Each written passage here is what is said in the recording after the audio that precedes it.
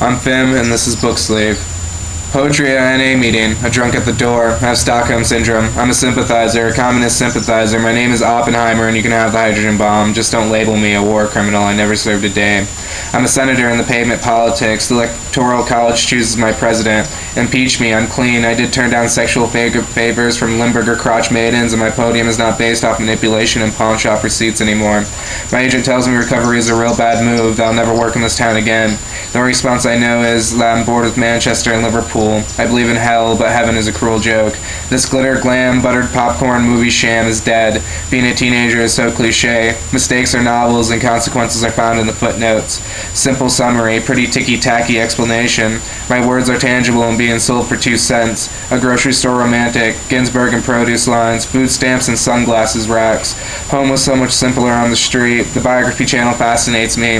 To say so little with so many words, take away the gaps in my eyes will always see parallel lines. Tomato soup for the soul, cooked up at retiree homes. Lacking salt and pepper, add your own condiments. Always ramble when I wait for Godot. Radishes are psychedelics and slavery seems fine. Under this willow tree, withering life, prospering death, the perfect medium.